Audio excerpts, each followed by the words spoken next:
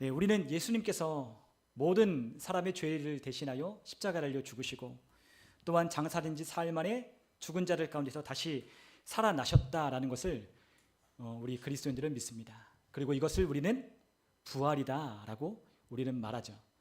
우리가 이 부활을 이야기할 때 이 부활은 우리 그리스도인들에게 굉장히 중요하기 때문에 이 부활에 대한 이야기는 우리 모든 믿는 자들이 들어야 하고 또한 우리 모든 믿는 자들이 다시 생각해야 되기 때문에 또한 우리가 다시 그것을 다시금 우리가 생각해 보며 점검해 봐야 하기에 이 부활은 굉장히 중요한 것입니다. 그렇기 때문에 오늘 이 부활이라는 이야기를 우리가 함께 나눌 때 여러분들도 한번 확증해 보시고 생각해 보시고 이 부활이 나에게 어떤 의미인지를 함께 생각해 보셨으면 좋겠습니다. 우리가 함께 이 로마서 10장 우리가 9절에 보면 우리가 성경에 이렇게 기록되어 있습니다. 우리 로마서 우리 10장 9절에 있는 말씀을 함께 우리 같이 한번 읽어보면 좋겠습니다. 함께 읽습니다. 내가 만일 내 입으로 예수를 주로 시인하며 또 하나님께서 그를 죽은 자 가운데서 살리신 것을 내 마음에 믿으면 구원을 받으리라. 아멘. 자, 우리가 구원을 받는 것에 대하여 우리 그리스도인이 되는 것에 대하여 로마서 10장 9절은 분명한 사실을 우리에게 알려주고 있어요. 그 첫 번째가 무엇이냐면 우리의 입으로 예수를 주로 시인하는 것입니다. 여러분, 우리가 예수님을 우리의 주인으로 여러분 시인하고 그렇게 고백하셨습니까? 그렇다면 여러분이 구원받은 하나님의 자녀일 가능성이 높은 겁니다. 그러나 이것만으로 우리의 삶 가운데 그것이 되는 것이 아니라 또 한 가지 우리가 그리스도인이 되는 것 가운데 아주 중요한 그와 같은 우리가 확인하고 점검해 봐야 될 것이 있는데 그것이 무엇이냐면 하나님께서 그의 아들 예수님을 죽은 자들 가운데서 다시 살리신 것을 우리의 마음으로 믿어야 우리가 구원받은 그리스도인이 된다라고 하나님은 말씀하고 계시는 거예요. 우리가 예수님을 믿는다고 하지만 어떤 이들은 교회에 왔지만 나는 예수님을 믿는다고 하지만 부활에 관하여 믿지 못하는 자들도 간혹 보게 돼요. 부활은 못 믿겠다는 거죠. 내가 이곳에 와서 예배를 드리고 또한 우리 크리스찬들과 함께 교제도 나누고 하는 이것들이 즐겁고 재밌고 또한 다른 것과 뭔가 다른다는 것을 알긴 하지만 그러나 정작 자신은 예수님을 하나님께서 죽은 자들 가운데 다시 살리셨다는 이 부활을 믿지 못하겠다라고 이야기를 하시는 분들이 종종 있다는 것을 제가 보아왔거든요. 여러분들도 한번 생각해 보십시오. 어떤 사람들은 이 부활이 죽었다 깨어나도 믿어지지 않는다라고 말하는 분들이 있거든요. 그러나 우리가 구원을 받았다면 우리가 그리스도인이 되었다는 것은 우리의 마음으로 하나님께서 그 아들 예수님을 죽은 자들 가운데서 다시 살리셨다는 걸 우리가 믿을 때에 우리의 삶의 진정한 고백, 예수님은 나의 주님이시란 고백이 우리의 입을 열어 하게 되는 겁니다. 입을 열어 주님이 나의 주님이라고 고백하는 사람들은 많이 있었어요. 그러나 그의 삶, 우리의 삶에 그분이 우리의 삶의 주님 되심을 인정하며 살아가는 삶을 살아가는 그리스도인들은 많지 않습니다.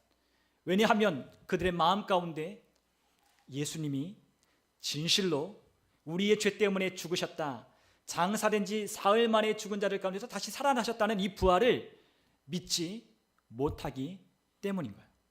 여러분, 만약에 우리가 진정한 부활을 믿었다면 그 부활을 믿었다면 우리 안에 새로운 생명이 우리 가운데 시작되기 시작하는데 그 생명으로 말미암아 우리는 이 세상을 살아가는 동안 우리의 주님을 나의 주님으로 인정하고 고백하며 주님의 말씀을 따라 행하는 삶을 살아가기 시작하게 되는 것입니다. 그러므로 그리스도인이 되었다는 건 우리의 마음으로 부활을 믿고 우리의 입으로 예수님을 나의 주님이십니다, 주님이 내 삶의 주님이십니다, 주님이 내 삶의 주인이십니다, 나는 주인이신 주님의 말씀을 따라 나는 순종하겠습니다 라고 고백하는 이 고백이 우리 안에 없다면 그 사람은 그리스도인이 아닌 거죠. 여러분, 우리가 정말로 구원받는 것은 아주 간단하지만 이 간단한 이 진리 안에 부활을 믿지 못한다면 우리 그리스도인의 삶은 시작될 수 없는 거예요. 여러분, 우리는 믿을 때 우리는 그 믿음을 우리의 입을 열어 고백하기 시작합니다. 우리가 입을 열어 먼저 고백하고 믿는 게 아니에요. 믿음의 원리는 우리가 믿는 바를 우리가 말하는 것입니다. 믿음의 원리가 여러 가지가 있습니다. 우리는 믿음은 하나님의 말씀을 들을 때 오고 또한 이 믿음은 바라는 것들의 실제고 보이지 않는 것들의 확증이라고 말씀하신 이 믿음의 원리가 여러 가지가 있지만 이 믿음은 또한 우리에게 아주 단순한 원리를 우리에게 설명하고 있는데 그 믿음의 원리는 우리가 믿는 것을 우리가 말하기 시작한다는 거예요. 여러분, 우리가 고린도후서 우리가 4장 13절에 있는 말씀을 보면 우리 믿는 자들에게, 거듭난 그리스도인들에게 나타나는 우리의 삶의 특징이 있다고 말씀하셨어요. 우리 한번 고린도후서 4장 13절을 같이 읽겠습니다. 기록된 바 내가 믿었으므로 말하였다 한 것 같이 우리가 같은 믿음의 마음을 가졌으니 우리도 믿었으므로 또한 말하노라. 아멘. 우리 그리스도인들과 거듭나지 않은 사람들의 말이 다른 이유는 우리는 믿는 바를 말하고 그들은 또한 다른 믿는 바를 말하기 때문에 우리의 말이 다르다고 하나님은 말씀하시는 거예요. 여러분, 우리 그리스도인들은, 우리 크리스찬들은 우리 말하는 게 세상 사람들과 달라야 돼요. 근데 달라야 되는 것을 우리가 억지로 하는 것이 아니라 우리가 왜 믿지 않는 자들과 말이 다르냐, 왜 우리 믿지 않는 자들과 만날 때 우리의 말이 그들과 다를 수밖에 없느냐, 그것은 우리가 믿는 바를 말하고 있기 때문이에요. 여러분, 우리가 믿는 바를 말한다는 건 아주 단순한 믿음의 원리입니다. 여러분이 무엇인가 진짜 하나님의 말씀을 믿었다면 여러분도 똑같이 그 믿음의 말을 하게 될 거예요.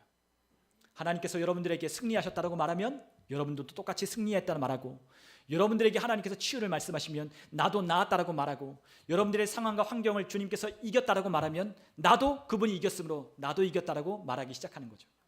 정말로 우리가 믿었다면, 여러분과 제가 정말로 하나님의 말씀을 믿고 거듭난 그리스도인들 되어 하나님의 말씀을 믿었다면 여러분과 저의 말은 우리 주님의 말과 닮아지게 되는 것입니다. 여러분, 우리가 부부가 결혼하게 되면 부부가 하는 말이 닮아지죠. 부부가 쓰는 용어도 닮고 하는 말도 닮고 이상하게 닮게 돼 있어요.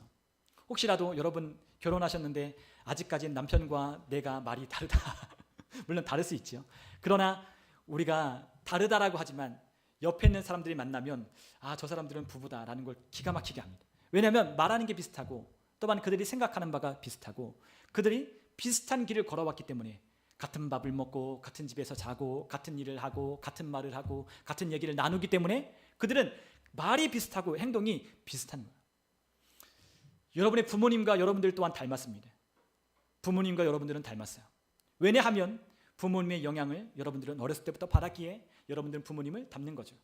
마찬가지로 우리가 하나님 안에서 거듭난 부활의 생명을 가졌다면 여러분과 저는 하나님의 말씀인 믿음을 우리도 말하기 시작하게 되는 것입니다. 여러분, 그러므로 그리스도인들 안에, 진정한 거듭난 그리스도인들 안에는 실제적인 체험들이 우리 가운데 있게 되는 거예요. 그것이 무엇이죠? 바로 믿는 바를 말하는 대로 우리의 삶 가운데 역사하는 하나님의 능력을 우리 믿는 자들이 경험하기 시작하게 되는 것입니다. 그러므로 믿음으로 말하는 사람들의 삶 속에는 하나님이 간증하게 하시고 증거하시는 이야기들이 많아지는 거예요. 우리는 안 될 것 같고, 우리는 할 수 없을 것 같고, 우리는 부정적으로 우리는 바라보고 있지만 하나님의 말씀이 우리 가운데 들려질 때에 우리는 우리의 입에 있는 말을 멈추고 주님께서 우리에게 믿어지게 하는 그 말씀을 따라 말하기 시작하여 우리의 삶의 역경을 이기고 환경을 통치하고 우리의 삶 가운데 하나님이 주기로 약속한 그것들을 따라 우리가 믿음으로 나아가기 시작하는 겁니다. 그러므로 진정한 그리스도인이 되었다는 건 이 부활을 믿고 부활의 생명으로 우리 주님이 내 삶의 주님 되심을 고백하며 믿음으로 나아가는 삶이 우리 그리스도인들의 삶인 거예요.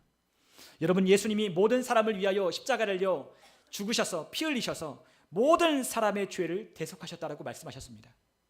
여러분, 구원받은 우리뿐만이 아니라 구원받지 못한 사람들도 다 법적으로는 구원받았음을 하나님은 말씀하셨어요. 여러분, 우리만 구원받은 것이 아니라 누구도 구원받았다? 구원받지 못한 사람들까지도 법적으로는 구원을 받았다라고 하나님은 우리에게 말씀하셨어요. 왜냐하면 예수님이 흘리신 그 피는 여러분과 저만을 위한 것이 아니라 모든 사람을 위하여 흘리신 피라고 말씀하셨기 때문이에요. 여러분, 우리가 성경을 한번 같이 한번 찾아보죠. 에베소서, 이건 성경을 같이 함께 찾아야 됩니다. 에베소서 우리 2장 13절에서 18절까지.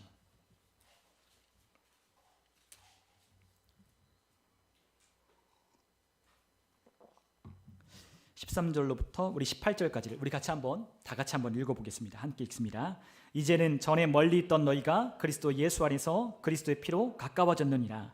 그는 우리의 화평이신지라. 둘로 하나를 만드사 원수된 것 곧 중간에 막힌 담을 자기 육체로 하시고 법조문으로 된 계명의 율법을 폐하셨으니 이는 이 둘로 자기 안에서 한 새 사람을 지어 화평하게 하시고 또 십자가로 이 둘을 한 몸으로 하나님과 화목하게 하려 하심이라. 원수된 것을 십자가로 소멸하시고 또 오셔서 먼 데 있는 너희에게 평안을 전하시고 가까운 데 있는 자들에게 평안을 전하셨으니 이는 그로 말미암아 우리 둘이 한 성령 안에서 아버지께 나아감을 얻게 하려 하심이라. 아멘. 여러분, 우리가 15절에 보니까 법조문으로 된 계명의 율법을 어떻게 하셨다? 폐하셨다. 무엇으로? 십자가에 흘린 그 피로 우리가 담당해야 될, 우리가 죄 가운데 있는 우리의 모든 죄를 다 어떻게 하셨다? 허무셨다, 폐하셨다라고 우리 주님께서는 말씀하셨어요. 율법은 우리를 뭘 하죠? 정죄한다라고 말씀하셨습니다. 율법의 기능 가운데 있는 한 가지의 기능은 율법은 우리를 정죄한다라고 말씀하셨어요. 여러분, 우리가 하나님의 말씀을 읽으면 하나님의 말씀을 읽는 가운데 우리가 정죄를 받을 때가 있어요. 그런데 하나님은 우리의 이 정죄를 어떻게 하셨느냐? 예수님의 십자가의 피로 법조문에 쓰여진 모든 율법 안에 있는 모든 우리의 삶의 정죄를 깨뜨리시고 부수셨다는 거예요. 이제 우리 모든 인류의 모든 죄값, 우리가 죄로 담당해야 될 저주를 예수님은 허무셨어요. 그러나 오직 이 구원에 관한 경험과 체험은 우리를 의롭게 하고 우리에게 생명 주시기 위하여 죽은 자들 가운데서 다시 살아나신 우리 예수님의 부활을 믿는 자들에게만 경험되는 체험인 거예요. 믿지 않는 자들에겐 구원의 은혜가 체험될 수 없는 것입니다. 그들이 믿지 않기 때문에 구원의 은혜가 실질적으로 경험되지 못하는 거예요. 여러분, 우리가 세상에 있는 사람들과 여러분과 우리와의 차이가 무엇입니까? 우리가 그들보다 더 깨끗합니까? 그렇지 않습니다. 우리가 그들보다 더 나은 행동을 하고 있습니까? 어쩌면 그렇지 않을 수도 있습니다. 세상에 있는 사람들이 우리보다 더 나은 삶을, 나은 거룩한 삶을, 거룩하게 보여지는 그와 같은 삶을 살 수도 있어요. 그러나 그들에게 하나님의 은혜가 경험되지 못하는 이유는 그들을 위하여 죽으시고 부활하신 예수님을 믿지 않았기 때문에, 그 구원의 은혜를 받아들이지 않았기 때문에 그들은 여전히 자신의 힘과 자신의 열심으로 그와 같은 삶을 살아가려 하는 거예요. 그러나 이제 그러한 삶이 우리에겐 끝났죠. 이미 예수님께서 2000년 전에 우리 모든 인류, 아직 태어나지 않은 자들까지, 아직 태어나지 않은 모든 사람들까지 예수님은 피 흘리셔서 그들의 죄를 다 갚아주셨기 때문에 모든 사람들이 그 부활의 소식을 듣고 믿는다면 이 구원의 실질적인 은혜를 경험할 수 있게 하셨다는 겁니다. 여러분, 그러므로 이 부활이 얼마나 중요합니까? 이 부활을 믿어야 주님께서 우리에게 베푸시는 구원의 은혜를 우리가 실질적으로 경험할 수 있는 거예요. 여러분, 그렇기 때문에 예수의 부활을 믿지 않고서는 그리스도인이 되는 것은 불가능한 겁니다. 우리가 고린도전서 15장 12절로 13절에 있는 말씀을 보면 우리가 이 부활에 관하여 사도 바울은 이렇게 증언하고 있습니다. 우리 한번 고린도전서 15장 12절과 13절을 우리 같이 한번 읽어보겠습니다. 함께 읽습니다. 그리스도께서 죽은 자 가운데서 다시 살아나셨다 전파되었거늘 너희 중에서 어떤 사람들은 어찌하여 죽은 자 가운데서 부활이 없다 하느냐. 만일 죽은 자의 부활이 없으면 그리스도도 다시 살아나지 못하셨으리라. 아멘. 여러분, 만약 부활이 없다면 예수님께서 죽은 자들 가운데서 다시 살아나지 못하셨다라고 말씀하고 있는 거예요. 여러분, 아직 여러분들 가운데, 아니면 어쩌면 우리 예수님을 믿는다라고 고백했지만 아직 우리 가운데 어떻게 죽은 자가 다시 살아날 수 있더냐라고 의문을 품고 있다면, 그것이 이해가 되지 않는다면 그 사람은 거듭난 그리스도인이 아닌 거예요. 여러분, 우리가 부활을 전적으로 믿지 않고서는 우리가 그리스도인이 될 수 없어요. 왜냐하면 그리스도인들 안에 있는 새 생명은 부활로 말미암는 생명이기 때문입니다. 여러분, 기독교의 시작은 십자가에서 시작한 게 아니에요. 여러분, 십자가에서는 여러분과 저와 아직 믿지 않는, 태어나지 않은 모든 사람의 죄를 씻어주시는 죄사함의 은혜가 십자가에서 일어났을 뿐이에요. 그러나 그것으로 끝나지 않았습니다. 무엇으로 완성하셨죠? 십자가의 부활로 주님의 대속의 사역을 완성하신 거예요. 그리스도인의 시작은, 기독교의 시작은 십자가에서 시작하는 것이 아니라 어디에서? 부활에서 시작하는 거예요. 십자가에는 여러분과 저의 옛사람이 매달려 있을 뿐이에요. 그곳에는 여러분과 저를 위하여 흘리신 피가 있을 뿐이에요. 그러나 그 피로 말미암아 거듭나고 그 피로 말미암아 우리 가운데 새 생명을 주시는 것은 부활로 말미암아 우리 안에 일어나는 일들인 겁니다. 부활로 말미암아 새 생명을 주시는 거예요. 여러분, 우리 주님께서 다시 살아나신 일이 없다면 주님께서 우리에게 새 생명을 우리 가운데 주실 수 없는 거예요. 그러나 주님께서 죽은 자들 가운데서 다시 살아나셔서 그 생명으로 우리 가운데 역사하고 있기 때문에 여러분과 제 안에, 그 부활을 믿는 자들 안에 새 생명이 우리 가운데서 탄생하여 역사하기 시작하는 것입니다. 여러분, 우리가 부활을 믿지 않는다면 이 부활에 관한 생명, 영생의 가능성을 우리는 부정하는 것과 같은 거예요. 그러므로 이 영생을 우리가 가지고 있지 않다면 우리는 그리스도인이 아닌 거죠. 그리스도인들 안에는 뭘 가지고 있습니까? 영생을 가지고 있다고 말씀하셨어요. 영원한 생명. 이 영생을 뭐라고 했죠? 하나님 안에 있는 생명이라고 여러분들에게 말씀드린 바가 있어요. 그것은 하나님의 본성이자 하나님의 생명이자 하나님의 특징이라고 말씀드렸어요. 여러분, 그 하나님 안에 있는 생명이 썩지 아니하고 쇠하지 아니하고 또한 감출 수 없는 하나님의 생명이 그리스도의 부활로 말미암아 그 부활을 믿는 자들 안에 역사하셔서 그 부활의 생명으로 우리를 살아가게 하시는 거예요. 여러분, 우리가 예를 들어 우리가 개가 새끼를 낳으면 뭐가 낳죠? 강아지가 낳죠. 근데 그 강아지는 강아지의 생명을 가지고 있어요. 누구로부터 받았어요? 그의 어미인 개로부터 받은 거죠. 그 강아지는 어떠한 본성을 가지고 있느냐? 개의 본성을 가지고 있어요. 그래서 이 개가 아무것도 알려주지 않아도 개가 짖고, 개가 집을 지키고, 개가 사람을 만나면 꼬리를 흔들고 사람을 좋아하는 거예요. 왜죠? 개 안에 본성이 부모로부터 받았기 때문에 누가 알려주지 않아도 이 강아지는 성장하면 그 개의 본성이 더욱더 뚜렷하게 발현되는 겁니다. 사자는 사자의 본성이 있고 또한 타조는 타조의 본성이 있고 악어는 악어의 본성이 있어요. 누가 가르쳐주지 않아도 그 안에 있는 부모로부터 받은 그 생명이 유전되어 그 안에 그 생명으로 살아가는 겁니다. 마찬가지로 여러분과 제가 정말로 거듭난 그리스도인이 되었다면 여러분과 제 안에 뭐가 있다? 하나님의 생명인 영생이 있다는 거예요. 그 영생은 영원한 생명입니다. 그 영생은 하나님의 본성을 말하는 거예요. 여러분, 하나님의 본성을 우리가 선물로 받아 우리도 하나님처럼 사랑하고 우리도 하나님의 생명으로 하나님의 뜻을 쫓아 걷고 살아가기 시작하는 거죠. 여러분, 우리가 그러므로 거듭난 그리스도인들의 삶을, 주님과 함께 동행하는 삶을 살다 보면 우리를 만나는 사람들이 우리를 그렇게 보기 시작할 거예요. 당신 크리스찬 아닙니까? 저 사람 예수 믿는데, 저 사람 교회 다니는 것 같은데 라고 우리에게 누군가가 이야기를 할 거예요. 왜죠?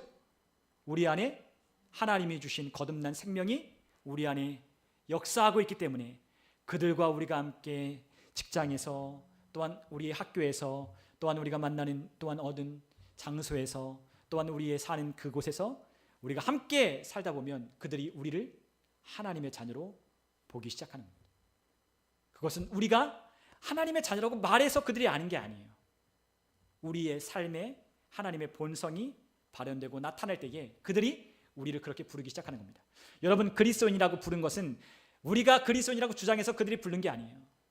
안디옥에서, 그 안디오크라고 하는 그 도시에서 그리스도인들이 하나님의 말씀을 따라 사랑하며 섬기며 그분에 따라 복음을 전하고 죽음을 무릅쓰고 하나님의 말씀을 따라 생명을 걸며 그들이 살았기 때문에 그들에게 세상 사람이, 안디옥에 있는 시민들이 교회를 다니는 예수를 따르는 사람들에게 크리스찬이라고 부른 거예요. 그 당시에 예수님에 따르는 그리스도인이라고 부르는 것은 멸시의 조롱의 의미가 담겨 있었어요. 저 예수 믿는 사람들. 그러나 그들이 그리스도인들을 그렇게 폄하하고 이렇게 불렀지만 나중에 그들이 그리스도인이라고 부르는 그 그리스도인은 명칭의 의미가 바뀌기 시작했어요. 어떤 명칭이에요?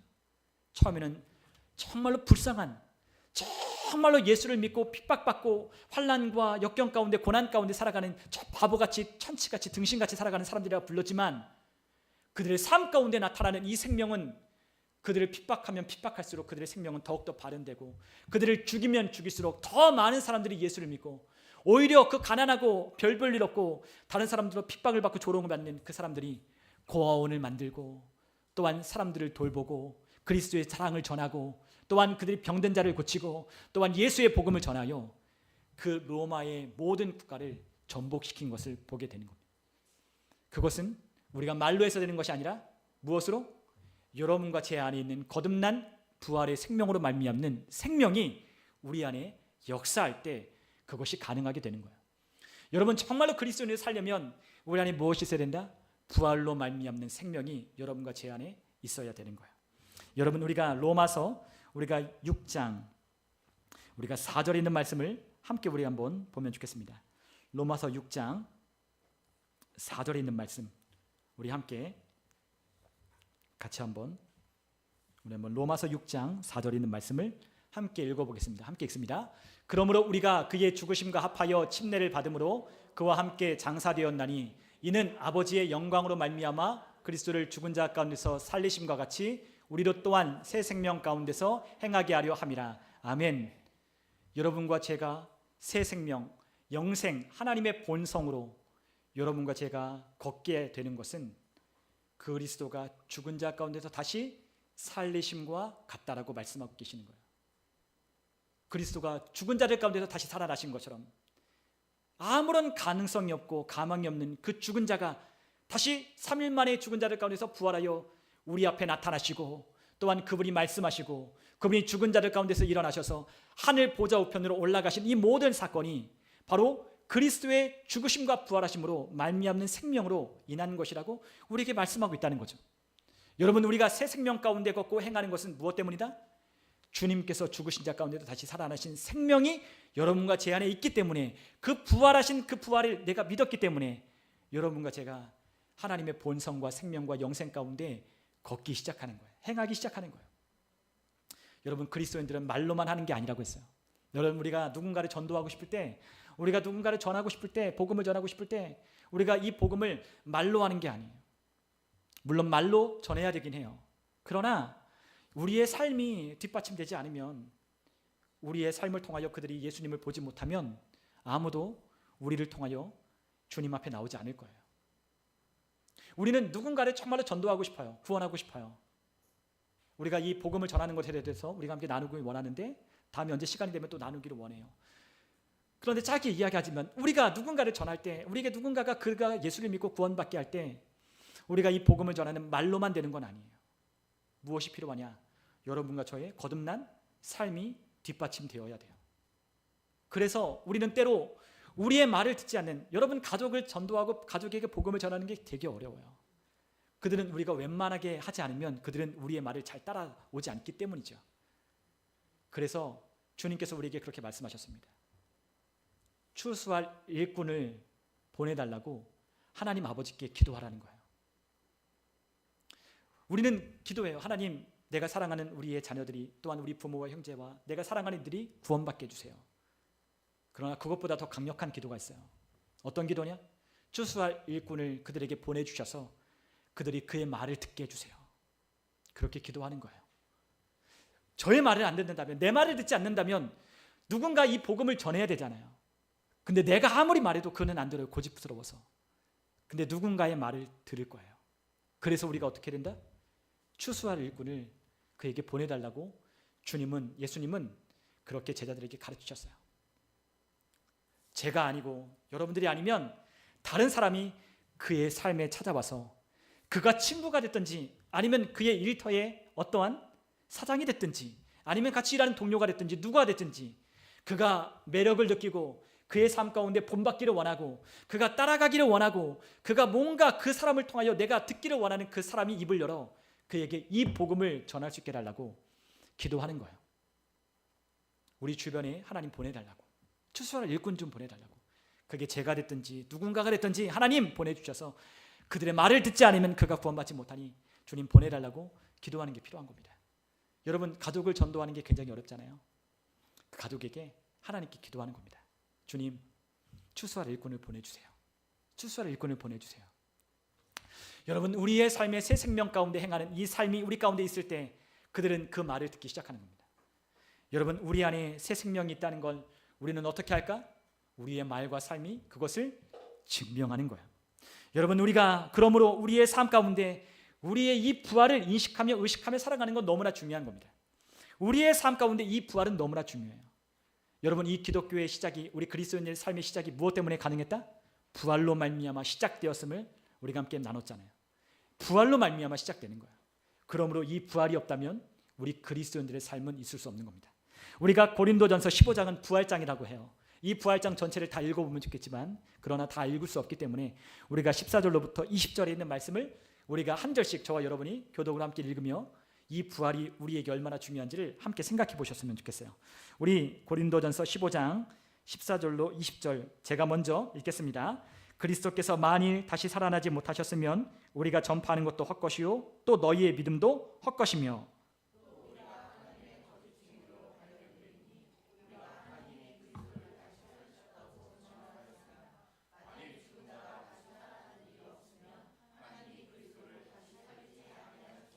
만일 죽은 자가 다시 살아나는 일이 없으면 그리스도도 다시 살아나는 일이 없었을 터이요.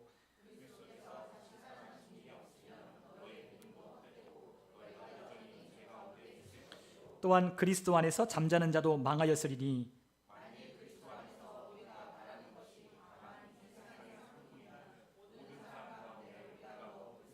같이 읽습니다. 그러나 이제 그리스도께서 죽은 자 가운데서 다시 살아나사 잠자는 자들의 첫 열매가 되셨도다. 아멘.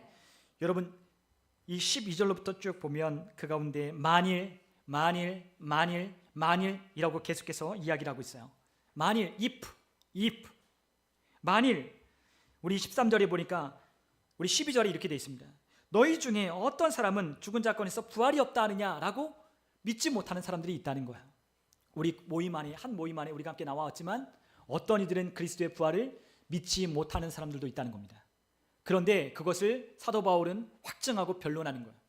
13절에 뭐라고 했어요? 만일 그렇다. 그래 부활이 없다 하면 들어봐라. 만일 그리스도께서 죽은 자들 가운데 부활이 없다면 그리스도도 다시 살아나지 못하였다 라고 그렇게 이유를 댑니다. 만일 죽은 자의 부활이 없다면 우리 예수님도 다시 부활하지 못했을 것이다 라고 이야기를 해요. 또 14절에 뭐라고 해요? if 그리스도께서 만일 다시 살아나지 못하셨으면 여러분과 제가 전파하는 이 복음은 헛것이고 또한 우리가 믿는 이 믿음도 헛것이라고 말씀하고 있어요. 부활이 없다면 우리가 전하는 이 복음은 거짓이라는 거예요. 부활이 없다면 이 복음은 이 믿음은 헛것이라는 거예요. 우리는 그냥 헛된 것을 믿고 있을 뿐인 겁니다. 그러나 우리가 믿는 믿음, 우리가 믿고 따르는 이 복음에 따른 우리의 삶이 무엇으로 확증되느냐?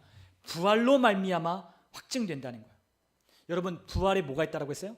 생명이 있다라고 했어요.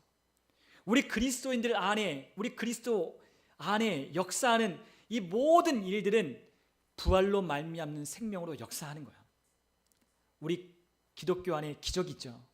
여러분 우리 예수님 믿는 사람들은 기적을 경험해요. 여러분 우리는 기적을 경험합니다. 우리는 기적을 경험해요. 저도 기적을 경험했고 여러분들도 기적을 경험했을 거예요. 제일 놀라운 기적은 뭐예요? 저 같은 죄인을 사랑하셔서 여러분이 하나님의 아들 예수님을 믿었다는 거예요. 그분이 죽은 자들 가운데서 다시 살아나셨다는 것을 믿게 되었다는 거예요. 여러분 이게 얼마나 놀랍습니까? 2000년 전에 저 유대 베들레헴 땅에 나신 예수님을 여러분과 제가 믿고 그분을 나의 구주로 또한 나의 주님으로 인정하고 모셔드리고 영접했다는 것, 이게 믿어진다는 것, 성경에 있는 이야기가 다 믿어진다는 것, 이거 기적 아니겠어요? 제가 예수 믿고 구원받은 이것이 저에게 가장 놀라운 그와 같은 놀라운 기적이에요. 그러나 우리는 이 기적만 있는 게 아니죠. 주님의 말씀을 따라 그 믿음에 따라 우리가 믿음으로 행할 때마다 그 말씀을 내가 믿었음으로 고백하며 그 믿음에 따라 우리가 새 생명 가운데 걸을 때마다 하나님은 우리에게 놀라운 기적의 역사를 경험시켜 주시는 거예요. 병든 자가 고침받고 삶의 문제 가운데서 놓여지게 되고 우리가 아무리 애쓰고 노력해도 해결할 수 없는 그 문제들을 하나님의 은혜 가운데 해결하고 경험하고 넘어가게 되는, 돌파하게 되는, 그와 같은 하나님이 아니면 할 수 없었다라고 고백할 수밖에 없는 놀라운 일들을 우리는 경험하기 시작하는 거죠. 여러분 그것이 어디 안에 있어요? 그리스도의 부활로 말미암는 생명에 있다는 거예요. 여러분 계속해서 사도 바울은 이야기합니다.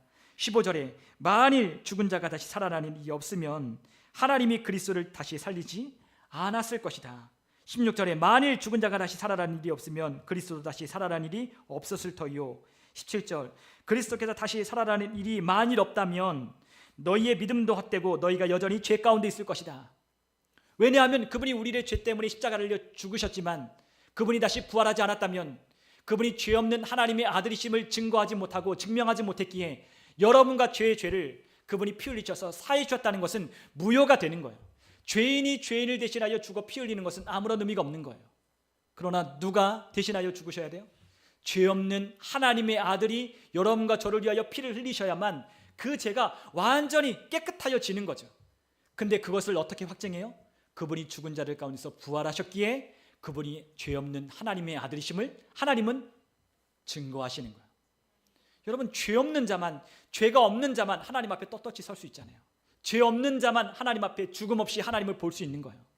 그러나 우리 모든 사람은 다 죄를 범하였기에 하나님의 영광에 이르지 못하여 그 사망이라고 하는 그 심판을 피할 자가 없는 거죠. 그러나 예수님은 우리의 모든 죄를 대신 고의적으로 지시고 십자가를 달려 죽으셨지만 하나님께서 그를 의롭다 하셔서 그를 다시 죽은 자들 가운데 살려내셔서 그분이 죄 없는 하나님의 아들이심을 하나님은 증거하고 보이시는 거예요. 여러분, 주님의 부활이 없다면 주님을 믿고 예수님을 믿고 지금 죽은 모든 사람도 다 어떻다? 망하였을 것이라고 18절에 이야기를 합니다. 제가 예전에 저는 서울에 있을 때 저는 합정역 근처에 살았는데 그 합정역 근처에 가면 거기에 그 기독교인들의 무덤이 있어요. 양화진이라고 하는 그 무덤이 있는데 그 무덤이 한국행에 오셔서 순교하고 또한 복음을 전했던 많은 선교사님의 무덤이 있었어요. 저희 집에서 한 500m 떨어진 곳이 있는데 가끔 저는 이렇게 한강 둔치를 이렇게 뛰고 거기 가면 거기에 많은 선교사님의 비석이 있고 거기 무덤이 있는 곳을 자주 봤어요. 거기 100주년 기념 교회가 있습니다. 근데 거기 가면 다 이렇게 전해졌어요. 나는 부활이요 생명이니 나를 믿는 자는 죽어도 살겠고 살아서 믿는 자는 다시 죽음을 맛보지 아니라. 요한복음에 있는 예수님의 말씀을 다 그 묘지석에 적어놨어요. 그들이 이 한국 땅의 불모진, 복음의 불모진, 가난하기 그지없는 그 선교사님들이 다 어떤 삶을 살았냐? 오늘날로 말하면 다 엘리트들이었어요. 하버드 대학, 프린스턴 대학, 의사, 변호사, 그리고 그 당시에는 목사님들은 다 많은 것을 배웠던 가장 엘리트였기 때문에 목사님들이 다 어떻게 했어요? 자신의 안락한 삶을 다 포기하고 다 이 한국 땅에 와서 말라리아도 걸리고 풍토병도 걸리고 자기의 자녀들이 그렇게 다 죽어나가고 아내도 죽어나가는 그 가운데 이 복음을 전하기 위해 한국 땅을 떠나지 않았어요.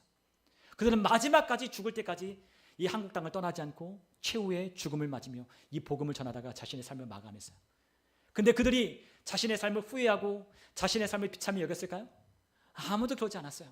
언더우드 선교사, 아펜젤라 선교사, 그 외에 우리가 이름을 알지 못하는 수많은 선교사님들의 그 행적과 이야기들 속에 그들은 자신이 그리스도를 따라 그 주님 되신 그 주님을 따라 한국 땅으로 가서 복음을 전하라고 하는 그 주님의 명령을 따라 이곳에 와서 복음을 전했던 그 일들을 아무도 후회하지 않았다는 거예요. 그들은 다 부활이요 생명이신 그분을 믿고 나는 여기에 잠드노라 라고 고백하며 그들은 다 양화진에 잠들었어요. 그들은 나를 쓰시고 나를 능하게 하신 우리 주님만 높인다고, 그분께 영광 올려드린다고, 나는 그분께로 간다고 하며 자신의 인생을 마감하며 그들의 이야기를 짤막하게 적어놓은 거예요. 여러분, 우리의 인생이 어떻습니까? 우리가 이 땅을 살아가는 동안 우리는 물론 그리스도를 통하여 풍성한 삶을 우리는 누릴 수 있도록 하나님이 우리에게 허락하여 주셨어요. 그러나 우리가 그리하지 않는다 할지라도, 우리의 삶이 그리하지 않는다 할지라도 저는 하나님 앞에 아무것도 불평할 게 없는 거예요. 왜냐하면 저는 무엇을 믿기에? 부활을 믿기에. 영원한 하나님 나라에서 그분이 내 눈물을 닦아주시고 그곳엔 다시는 눈물도 없고 슬픔도 없고 애통하는 것이나 곡하는 것이 없는 그 하나님 나라에 영원히 살 것을 저는 알기에 저는 이 세상에서 살아가는 그 삶이 아무것도 후회가 남지 않는 거예요. 예전에 예수님을 따라 자신의 모든 것을 헌신했던 청년들을 만났을 때 청년들이 후회하는 것들을 들은 적도 있었어요.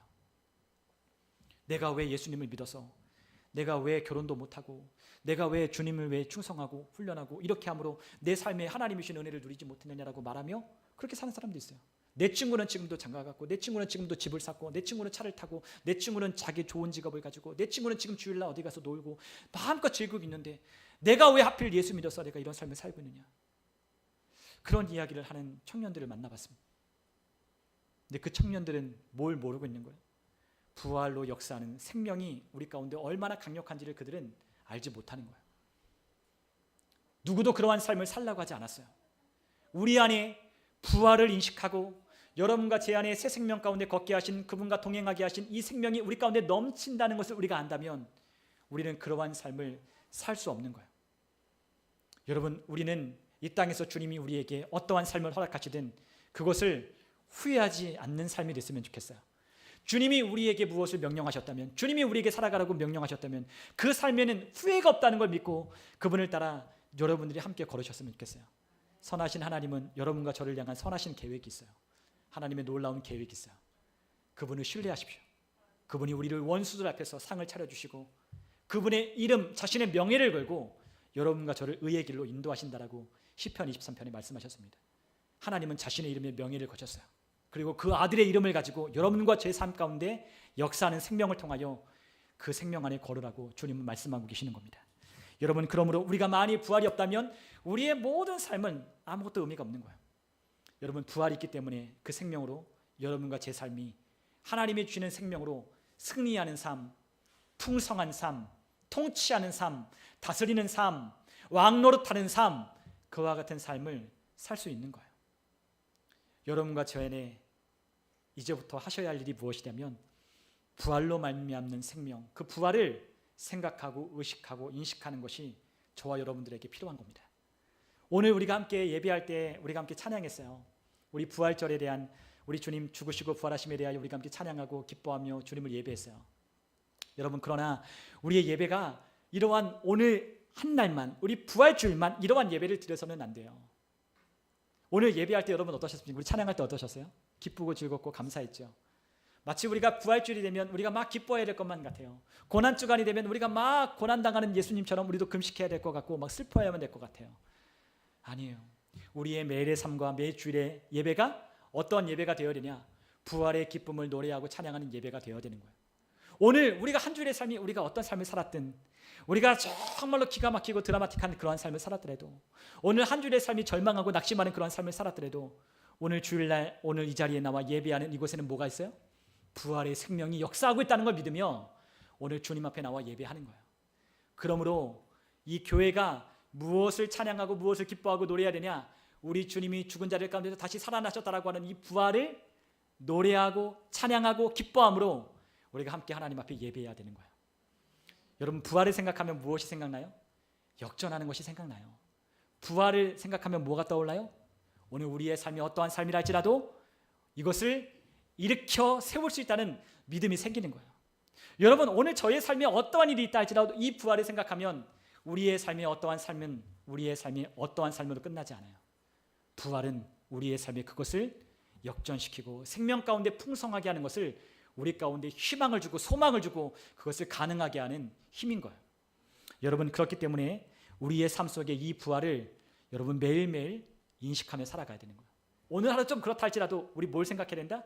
부활하신 예수님을 생각하며 다시 일으키시고 다시 생명을 주셔서 우리 가운데 역사하실 것을, 오늘 죽음 같은 우리의 삶에 있다 할지라도 죽음을 이기시고 부활하신, 사망 권세를 깨뜨리신 우리 주님의 부활을 인식하며 매일매일 우리가 살아갈 때에 우리의 삶 가운데 놀라운 일이 있을 것입니다. 우리 한번 고린도후서 1장 9절을 우리 같이 한번 읽어보면 좋겠습니다. 고린도후서 1장 9절 우리 함께 같이 읽겠습니다.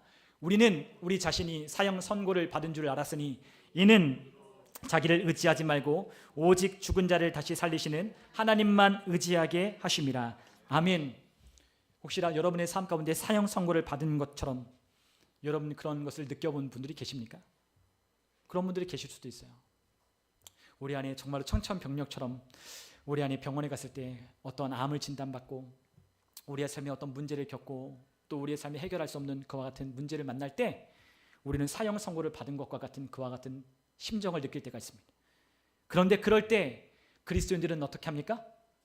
우리는 자기를 의지하지 말고 오직 죽은 자를 다시 살리시는 하나님만 의지하게 하려고 주님은 다시 부활하셨다는 거예요. 여러분, 우리의 삶이 그럴 수 있어요. 우리의 삶이 사형 선고를 받은 것과 같은 그 같은 삶의 문제들이 있을 수 있어요. 그런데 이 부활은 우리에게 그 사형 선고를 받은 것으로 끝나는 그와 같은 삶으로 우리를 멈추어 있는 게 아니라, 무덤에 갇힌 채 우리를 잠들게 하는 것이 아니라, 이 부활에 대한 생각과 부활에 대한 의식을 가지고 있는 자들은 어떻게 해요? 나를 의지하지 아니하고 사람을 의지하지 아니하고 어떤 것을 의지하는 것이 아니라, 어떤 것을 신뢰하는 것이 아니라 하나님만 의지하게 하는 거예요.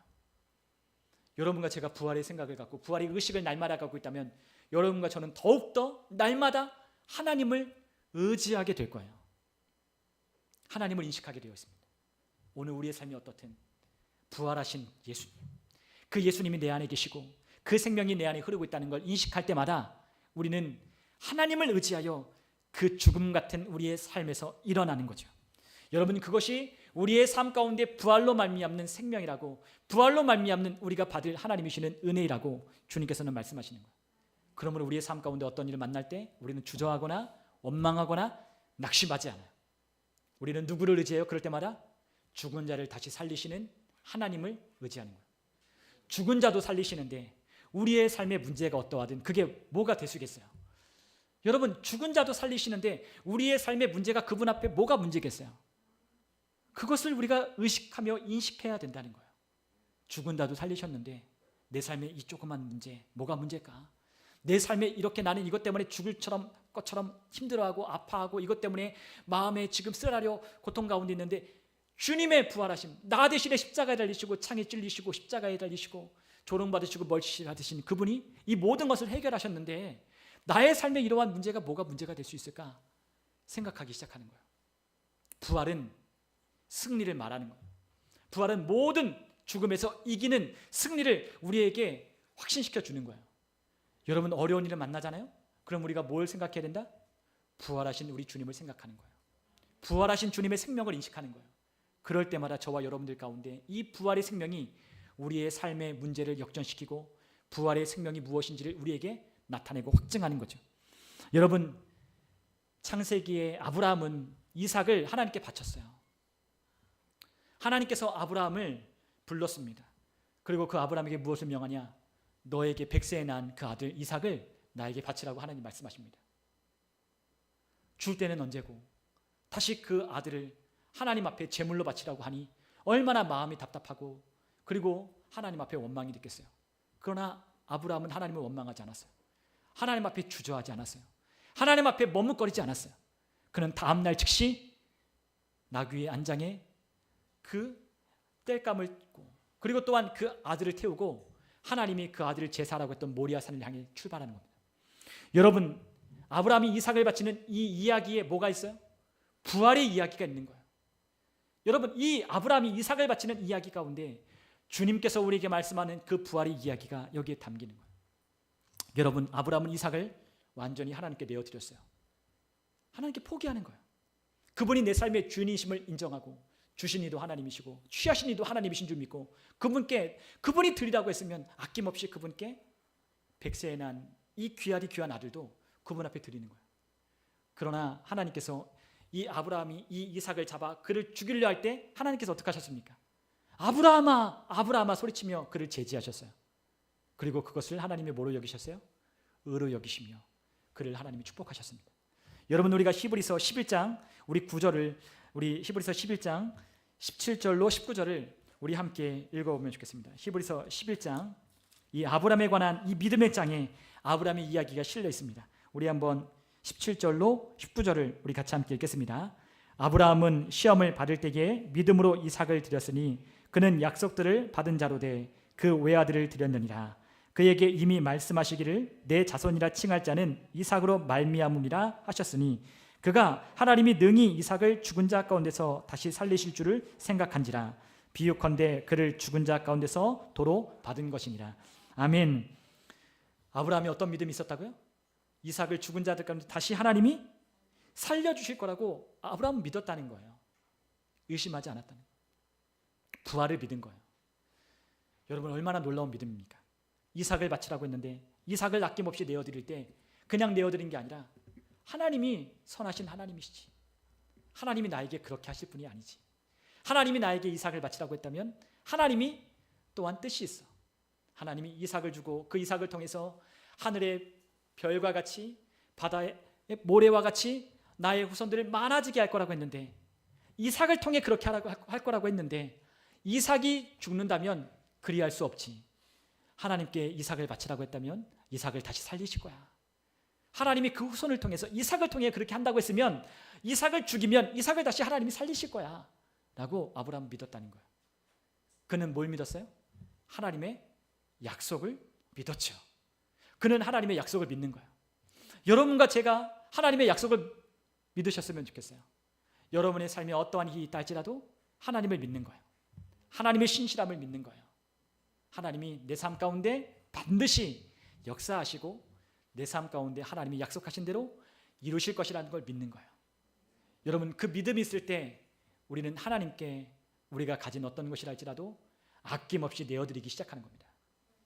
그분은 우리의 주님이시며 주님은 우리의 모든 것을 주장하실 수 있는, 우리를 값 주고 사신, 그 피값 주고 사신 주인이셔요.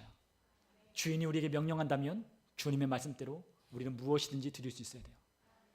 그러나 여러분, 우리의 삶의 부활에 대한 인식과 생각이 없다면 우리가 주님께 무엇인가를 드리는 것이 우리를 괴롭힐 수도 있어요. 우리의 마음을 혼란스럽게 할 수도 있어요. 우리가 주님께 무엇인가를 할 때 우리를 머뭇거리게 하고 주저하게 할 수 있어요. 그러나 여러분과 제 안에 부활에 대한 생명을 인식하고 그와 같은 믿음이 저와 여러분들에게 있다면 주님께 아무것도 아낄 것이 없는 거예요. 주님은 다시 살리실 것이고 주님은 더 풍성한 것을 우리에게 주실 것이며 주님은 우리의 삶을 일으키실 거라는 걸 믿는 거죠. 주님은 그러한 사람들에게, 그 부활을 믿고 믿음으로 고백하며 시인하는 자들에게 우리에게 무엇을 나타내신다? 구원을 얻게 하신다라고 말씀하셨어요. 여러분, 우리는 하나님과 함께 영원히 사는 그 구원을 이미 우리는 받았습니다. 그러나 그 구원을 받은 사람들은 새 생명 가운데 우리가 하나님의 말씀을 따라 순종하며 살아갈 때에 그 생명 안에 역사하는 풍성함을 하나님은 맛보게 하실 거라고 약속하셨습니다. 근데 그 부활의 믿음이 없다면 우리는 새 생명 가운데 그 약속을 따라 순종하며 행할 수 없는 거죠. 여러분, 그러므로 날마다 우리가 무엇을 인식해야 되느냐? 부활을 인식해야 되는 거예요. 부활을 인식해야 되는 거예요. 없으면 없는 걸로 끝나나요? 아니요. 풍족하게 하실 거라고 믿는 거예요. 우리를 대신하여 그분이 가난하게 되심은 우리를 부요하게 하심을 믿는 거예요. 그가 이 땅에 오신 이유, 양으로 생명을 얻게 하되 풍성하게 하기 위하여 우리 가운데 오셨다는 걸 믿는 거예요. 저는 제가 자주 믿음으로 고백하는 하나님의 말씀이 있어요. 시편 23편의 말씀이에요. 저는 그 말씀을 참 좋아해요. 여호와는 나의 목자시니 내게 부족함이 없으리로다. 그가 나를 푸른 초장과 쉴 만한 물가로 인도하시는도다. 저는 제 삶에 어려움이 있을 때마다 저는 그것을 고백해요. 주님은 나의 목자십니다. 주님은 나의 목자십니다. 주님, 저는 부족하다고 말하지 않습니다. 주님은 나의 목자십니다. 나는 주님 주신 부활의 새 생명으로 나는 거듭났으니 나는 말씀을 믿고 말씀을 고백하며 주님이 나의 삶 가운데 공급자이심을 믿으며 나는 주님 따라가기를 원합니다. 주님, 없는 것 같이 보이지만 주님은 나를 풍족한 대로 인도하십니다. 내가 듣습니다. 주님, 순종합니다. 주님 말씀을 따라 나는 행합니다. 주님의 말씀을 따르면 나는 푸른 초장과 쉴만한 물가로 나는 그곳에 인도받을 것입니다. 여러분과 제가 그 말씀을 듣지 못하고 알지 못하고 여전히 여러분들 안에 절망 가운데 있기 때문에 주님이 여러분들 가운데 행하시는 일을 맛보지 못할 뿐입니다. 여러분, 주님을 신뢰하십시오. 죽은 자를 가운데서 부활하게 하시는 그 생명을, 그 아들을 통하여 여러분과 저에게 주셨다면 여러분, 그 아들을 통하여 주신 것은, 아들을 위하여 주신 것을, 여러분들에게 아들을 아끼지 않은 하나님이 그 어떤 것도 아낄 것이 있겠느냐라고 말씀하신 것처럼 여러분과 저에게 하나님은 아무것도 아끼지 않으셔. 오늘 저와 여러분의 삶에 부활을 인식하며 그렇게 사셨으면 좋겠습니다. 여러분, 그러므로 우리가 로마서 8장 37절에 그러나 이 모든 일에 우리를 사랑하시는 이로 말미암아 우리가 넉넉하게 이기느니라, 그렇게 사도 바울은 고백했어요. 여러분, 우리의 승리는 이미 확정됐어요. 우리의 승리는 이미 확정됐어요. 주님께서 죽으시고 장사되시고 또한 죽은 자들 가운데서 다시 살아나신 부활로 말미암아 이룬 결과일 뿐이에요. 여러분, 우리가 할 것이 아무것도 없습니다. 우리는 날마다 부활을 인식하고 그 부활의 생명으로 하나님의 주신 새 생명 안에 주님과 함께 동행하는 것만 필요한 거예요. 주님이 다 이루셨어요. 끝내셨어요. 여러분, 이제 여러분과 제가 이 부활의 생명으로 살아가야 할 삶이 있다고 주님 말씀하십니다. 여러분, 우리가 함께 말씀을 읽어보면 좋겠는데, 우리 마지막으로 우리가 요한계시록 1장 6절에 있는 말씀을 우리 같이 함께 읽어보면 좋겠습니다. 함께 읽습니다. 그의 아버지 하나님을 위하여 우리를 나라와 제사장으로 삼으신 그에게 영광과 능력이 세세토록 있기를 원하노라. 아멘. 여러분과 저를 하나님은 왕과 제사장으로 삼으셨다라고 말씀하셨습니다. 나라, 이 나라라고 하는 건 킹을 말하는 킹. 여러분과 저를 뭘로 삼으셨다? 왕과 제사장. 여러분과 제가 부활의 생명으로 거듭난 하나님의 자녀들이 맞다면 하나님은 여러분과 저를 왕과 제사장으로 삼으셨다라고 말씀하셨어요. 부활의 생명 있는 사람은 어떻게 사느냐? 왕 노릇하며 살기 시작하는 거예요. 부활의 생명 있는 사람은 죽음 가운데 그 그늘 아래 울며 슬퍼하며 우리의 삶을 후회하지 않아요. 부활의 생명 있는 사람은 죽음 가운데 뭐가 있어요? 생명이 있고, 우리의 삶에 어떠한 환경이라 할지라도, 우리가 사형 선고를 받은 그와 같은 일이 우리 가운데 있다 할지라도 그곳에 뭐가 있다? 부활로 말미암는 생명이 역사하고 있다는 걸 아는 사람은 왕노릇하기 시작하는 거예요. 왕노릇하십시오. 로마서 5장 17절에 또 사도 바울은 이렇게 우리에게 말씀하고 있습니다. 같이 읽습니다. 한 사람의 범죄로 말미암아 사망이 그 한 사람을 통하여 왕노릇하였은즉 더욱 은혜와 의의 선물을 넘치게 받은 자들은 한 분 예수 그리스도를 통하여 생명 안에서 왕노릇하리로다. 아멘. 아멘. 왕노릇해야 돼요. 여러분과 제 안에는 부활의 생명이 있습니다. 그 생명이 여러분들 안에, 제 안에 흐르고 있어요. 여러분 한 사람이 누구죠? 예수님이 여러분과 저를 위하여 어떻게 하셨어요? 사망으로 말미암아, 우리의 범죄로 말미암아 내어주신 그분이 우리에게 의의 선물을 은혜와 더불어 넘치게 우리에게 주셔서 우리가 그것을 어떻게 했다? 받았다라고 말씀하고 계셔요. 여러분 받았습니까? 하나님의 의와 또 하나님의 은혜를 여러분들 받으셨습니까? 아멘. 그들은 어떻게 살아야 돼요? 한 분 예수 그리스도를 통하여 생명 안에서 왕노릇하며 살기 시작해야 되는 거예요. 여러분과 제 안에 있는 그 부활로 말미암는 새 생명, 넘치는 이 생명은 우리 안에 왕노릇하게 해준다는 거죠. 우리 안의 생명은 왕노릇하게 합니다. 우리는 기도합니다. 우리는 믿음으로 선포합니다. 왕으로서 명령합니다. 왕은 말로 다스립니다. 왕은 말하면 그 말하는 대로 이루어집니다. 예수님도 말씀하셨습니다. 환경에 대하여, 산에 대하여 누구든지 이 산더러 바다에 던지라 말하며 그 말하는 것이 이룰 줄 믿고 마음이 의심하지 않으면 그대로 되리라. 사람이 오늘 우리가 믿고 기도하고 구하고 선포하는 대로 주님은 우리가 왕노릇하라고 주님께서 말씀하셨습니다. 여러분 우리가 믿었으므로 우리가 무엇한다? 말하였노라 라고 말한 것처럼, 그가 이겼으니 너희도 이겼다라고 말하라고 주님 말씀하신 것처럼 우리도 그 승리를 외치고 또한 우리도 말하고 또한 우리가 왕노릇하는 그와 같은 여러분과 제가 되었으면 좋겠어요. 여러분 이제 세상은 우리의 발 아래에 있다라고 말씀하셨습니다.